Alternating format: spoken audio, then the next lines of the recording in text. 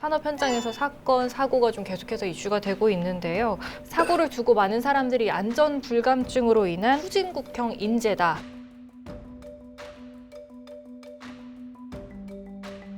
인건비를 지르기 위해서 더 대충 아니면 더 빨리빨리 추진하다 보니까 이런 사고들이 유발될 수 있었던 것 같고,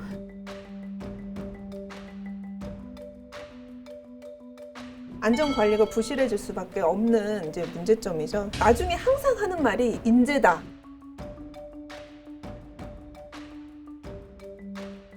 사람이 죽어봤자 기업이나 이런 원청의 이런 높으신 분들은 처벌 수위나 이런 게 굉장히 낮아요.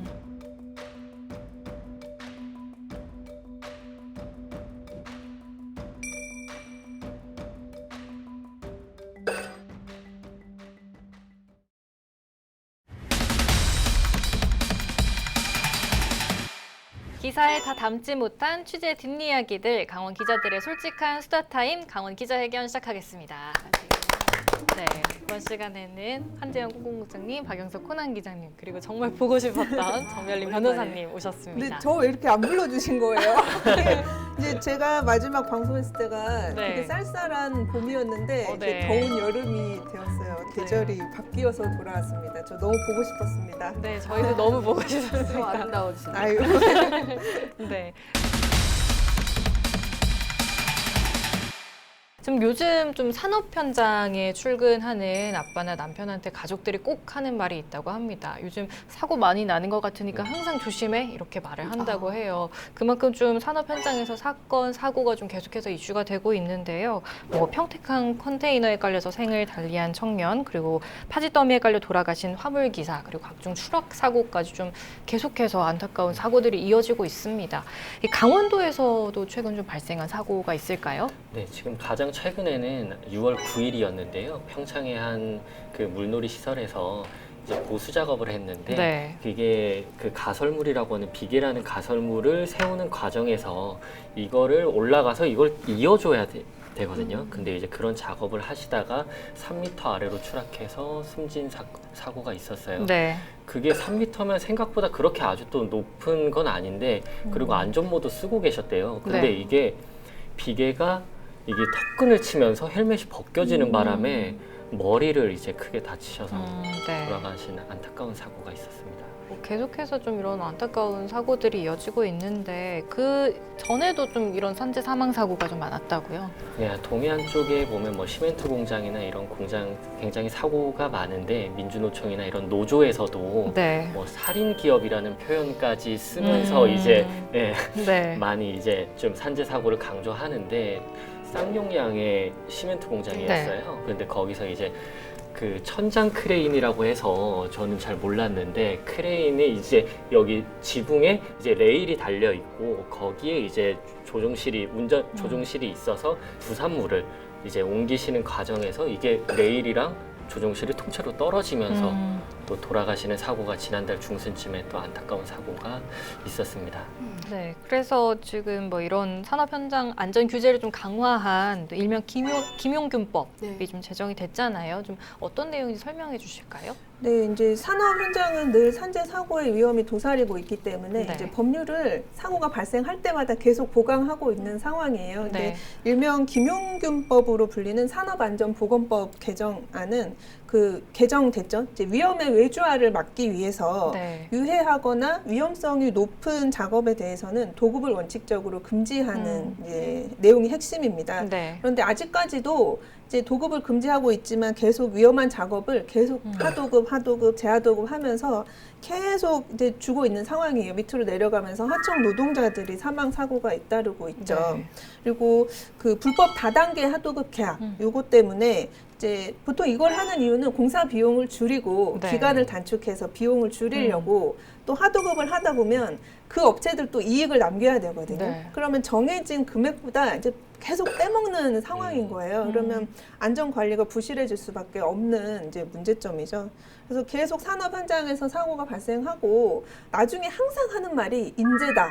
네, 라는 맞아요. 말이 계속 나오잖아요. 근데 기본적인 안전 수칙만 지키고 정해진 절차만 지키면 이제 뭐 아예 발생을 막을 수는 없을 수도 있지만 네. 최소한 줄일 수는 있지만 그게 안 지켜지니까 계속 똑같은 사고가 반복이 되고 인재다 또 법령 개정해서 보강하고 또 인재다 사고 맞아요. 나고 이런 이제 악순환이 반복이 되고 있는 거죠. 네, 그래서 이 법을 두고도 근데 노동계랑 재계 모두가 불만족을 하고 있대요. 노동계 쪽에서는 오히려 처벌을 더 강화해야 한다. 근데 재계 쪽에서는 이게 자칫 또 이제 기업의 경영 활동을 좀 제약을 둘 수가 있다라고 하는데 좀 어떻게 생각하세요? 제도적인 문제도 크다고 보거든요. 네. 그러니까 안전보건법이라든지 지금 이제 산재 사망 사고가 나면 형법상 과실치사나 뭐 그리고 산업안전보건법 두 개를 적용할 수밖에 없는데 이게 특이한 게 보면은 처벌 수위나 이런 게 굉장히 낮아요. 보면은 이게 뭐 강물만 낮은 곳으로 흐르는 게 아니라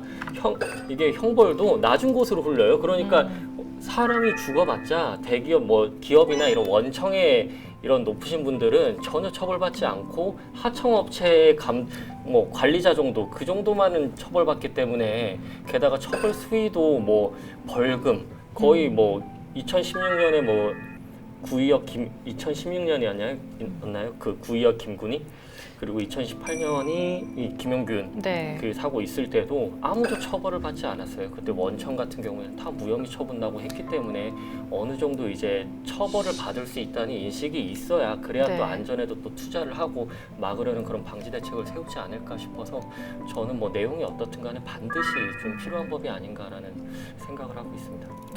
또 그런 것 같아요. 법은 사실 사회적 약자를 지키기 위해서 제정이 돼야 되는 게 맞는 건데 경제 활성화 산업 뭐 건축이라든가 이런 것 역시도 한번 잘 지어놓으면 거기에서 더 탄탄한 기반을 갖고 경제 활성화를 할 수 있을 것 같은데 사고가 나게 되면은 과연 이게 뭐 인명 피해를 받는 노동자들의 문제만은 아닐 것 같고요. 네. 더 큰 문제가 발생할 수 있기 때문에 사전에 예방할 수 있는 처벌도 그렇지만 단속이나 예방이 더 강하게 이루어져야 된다고 생각이 들어요.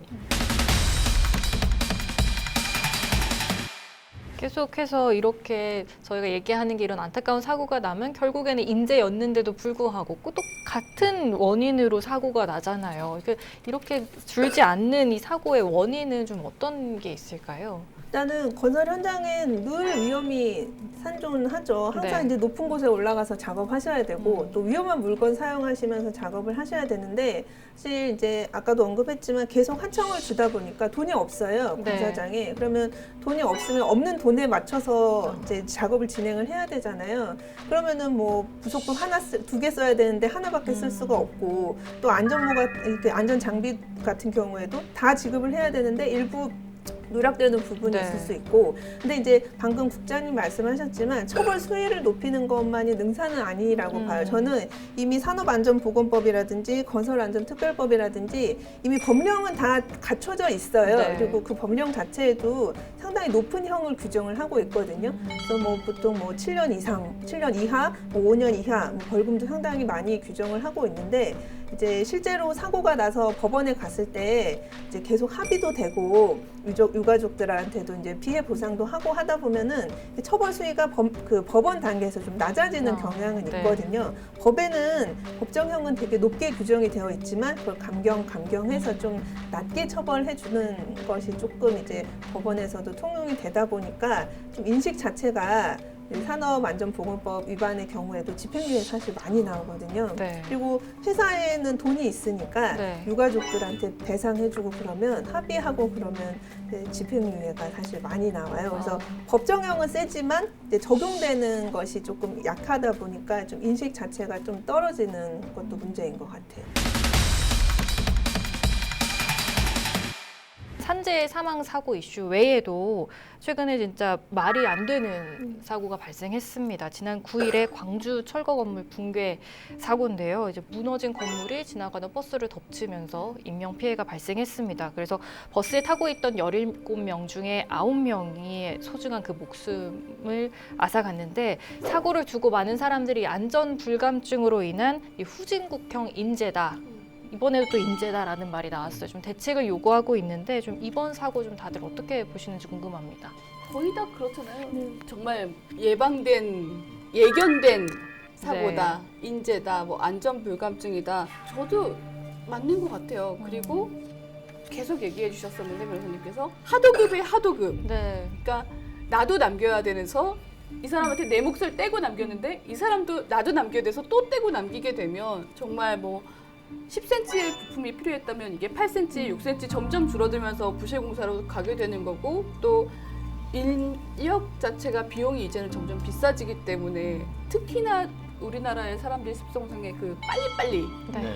그게 점점 더 인건비를 지르기 위해서 더 대충대충 아니면 더 빨리빨리 추진하다 보니까 이런 사고들이 유발될 수 있었던 것 같고 광주 같은 경우에도 제가 들어보니까 똑같더라고요. 원래 계약 업체는 두 곳이었는데 이쪽에서 하도급을 했었고 네. 이 하도급 업체가 또다시 불법 하도급을 해서 사실상 이 책임을 누군가에게 물어야 될지 지금 이 불법 하도급 업체는 우리는 위에서 시키는 대로 할 수밖에 없었다. 이 하도급의 입장은 정말 의리가 될 수밖에 없기 때문에 그렇게 할 수밖에 없었다라는 얘기도 있고 또 주민들의 얘기를 들어보니까 이미 되게 오래전부터 그곳에 위험하다라는 의견을 계속 냈었대요. 근데 지자체에서 관리 감독조차가 제대로 이루어지지 않고 뭐 주최하겠습니다, 뭐 이렇게 하겠습니다라고만 했었지 제대로 된 그게 이루어지지 않았기 때문에 저희가 얘기하는 뭐 인재다라는 거에 대해서 부정할 수 없는 부분인 것 같아요. 더 이상 이런 일이 좀 더 이상 안 일어났으면 좋겠습니다. 근데 또 강원도도 특히 좀 이렇게 노후된 건물도 많고 좀 재개발되는 지역이 많잖아요. 좀 강원도는 괜찮을까요, 상황이? 올해 초에 원주에서 그 다문화 필리핀에서 온 네. 여성과 정말 10살도 안 된 어린아이가 목숨을 잃었던 사고가 있었잖아요. 그거 역시 재개발 구역에서 일어난 참사였어요. 여기도 언제 사고가 나도 이상하지 않다라고 얘기가 나올 만큼 되게 위험한 시설이었다고 하더라고요. 네. 근데 이 일대가 재개발 구역으로 지정이 된 게 2006년이었다고 합니다. 하지만 저희가 실제 사업이 승인이 난 건 2019년이었어요. 네. 그러니까 오랜 기간 동안 집들은 더 많이 낡았고 노후화됐고 위험성도 더 커졌지만 거주자들은 아무것도 할 수 없었던 상황이었던 거죠. 그리고 여기뿐만이 아니라 지금 뭐 강원도의 재개발이나 재건축 예정지가 11곳 정도, 뭐 10곳 넘게 남아 있는데 저희 강릉에 있는 그 경포해변 앞쪽에 있는 상가 건물 지난 지난 상가였죠. 거기 역시도 지금 재개발 돼야 되는 상황이고 여기 안전등급도 최하위 등급을 받았지만 상인들이 상업을 하고 있어요. 그 현장에서 역시 위험하지만 여기도 이 조치가 이루어지지 않고 있는 상황, 똑같은 상황입니다. 정말 사후 약방문은 계속되고 있죠. 이번에 그 광주 참사가 나오는 해 춘천시, 뭐 강원도, 강릉시 모두 지금 공사장 점검 계획 수립했습니다. 네. 이렇게 저렇게 하겠다, 이렇게 저렇게 점검하겠다, 안전 주의 사항들 공문 발송하겠다 하고 있는데 점검에 대한 공문이나 이게 급한 건 아닌 것 같아요. 네. 뭐 또 강원도에서 뭐 하고 있는 게 또 어떤 게 있을까요? 올해 1월달에 그 지역 건축 안전 센터라고 해서 네. 도에서 이제 이 센터를 만들어서 운영을 하고 있는데 만들 당시에는 전국 광역자치단체 중에는 최초였어요. 근데 네. 이게 뭐 필수가 아니라 권고적인 사항이어가지고 지금도 사실 뭐 서울이랑 세종, 강원도 외에는 없다고 하는데 뭐 도내 뭐 중소형 건축공사장을 대상으로 안전 점검을 한다든가 아니면 좀 소규모 노후 건축물을 대상으로 또 점검을 한다든가 이런 좀 주거 안전한 주거 환경에 좀 초점을 맞추고 이제 네. 점검을 하고 있는데 강원도 건물이 한 42만 개인데 그 중에서 뭐 정기 점검 받는 거 이런 거 빼고 다 하면 한 19만 동 정도 된다고 하는데 네. 받아야 되는. 예, 그래서 과연 어느 정도 했을까 한번 또 최근에 네. 또 자료가 있었길래 살펴보니까 올해 상반기 건축공사장을 5차례에 걸쳐서 48곳 점검을 했고 노후 건축물 같은 경우에는 4차례에 걸쳐서 1,158곳 점검을 했는데 단위가 다르네요. 아까 19만 동에서요? 19만 네. 동이라고 했잖아요. 이거 네. 언제 또 어느 세월에 또 다 검사할 수 있을지 그리고 안전 점검을 뭐 정기적으로 받고 있다고 해서 제외된 나머지 뭐 23만 동 같은 경우에도 과연 안전하다고 할 수 있는지 네. 좀 의구심은 좀 들어요. 뭐 반짝이긴 하겠지만 그래도 기왕 조사할 거라면 지금 좀 인력이나 이런 거를 많이 투입해서 좀 조사해야 되지 않을까 싶습니다. 항상 얘기 나오는 게 인력이 부족했다. 부족한 예, 인력 나중에 얘기 부족하다. 나오잖아요. 예. 네. 저희도 기사를 쓸 때도 네. 참 항상 같은 원인은 비슷하다 네. 보니까 좀 안타까운 때가 많습니다. 똑같은 기사 쓰는 것 같아요. 네. 항상. 저도 항상 그러니까요. 학교는 이게 휠체어에 담요는 꼭 덮고 나와 있더라고요. 아, 네. 네. 그리고 이렇게 센터 운영하기 전에 좀 뭐 제도적인 좀 노력은 좀 어떤 게 있을까요? 일단 법령을 정비하는 거죠. 네. 이제 건축물의 안전 문제가 계속 대두가 돼서 사실 지난해 건축물 관리법이 제정이 됐습니다. 네. 그래서 건물 철거할 경우에는 안전 관리 계획을 담은 건물 철거 계획서를 이제 허가권자인 지자체에다가 제출하고 승인을 받아야 되고요. 허가 신청하기 전에 이제 전문적인 기관, 안전 진단 전문 기관 등으로부터 이제 사전 검토를 받도록 하고 있습니다.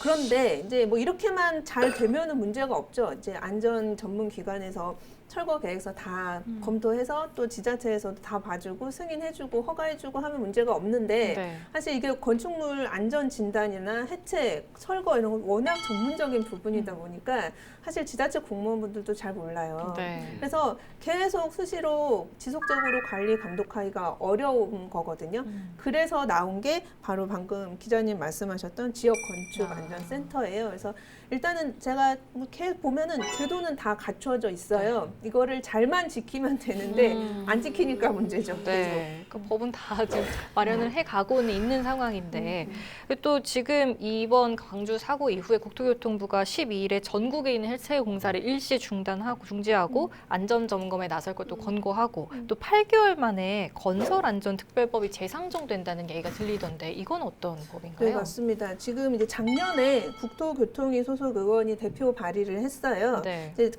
그때 이제 작년에 가장 눈에 띄는 거는 원청 시공사, 그러니까 계속 하도급 줬을 때 네. 제일 위에 있는 시공사 CEO한테 책임을 묻겠다라는 이제 처벌 규정을 좀 강화했던 건데, 사실 이것 때문에 이제 건축물 자체를 세울 수가 없다라고 네. 해서 반발도 되게 심해서 작년에 발의했던 건설안전특별법을 조금 대폭 수정을 했습니다. 이제 건설업계의 요구를 좀 받아들여서 수정을 됐고요. 안전사고에 대해서 과연 설계, 시공 책임 이거를 명확히 구분해서 다시 책임 소재를 분명히 하겠다라고 해서 이제 입법화한다는 계획이 있습니다. 그래서 누가 책임이 있느냐를 따져서 지분 비율로 좀 책임을 더 복잡해졌는데요. 묻겠다라는 걸로 좀 바뀌었어요. 그래서 누군가는 책임을 져야 되는데 다 책임 미룰 거란 말이에요. 우리는 설계 쪽에서는 시공에서 잘못했다고 미룰 거고 시공에서는 설계가 잘못했다고 미룰 거면 저는 이 부분에서 좀 지분별로 책임 소재를 나누는 게 좀 어려운 일일 것 같다라는 생각이 들어요. 앞서도 좀 잠깐 말씀을 해주셨는데 이번 사고가 또 산업 종사자가 아니라 이제 지나가는 행위 무고한 시민들이 이제 사고를 당했다는 게 좀 가장 큰 문제였는데요.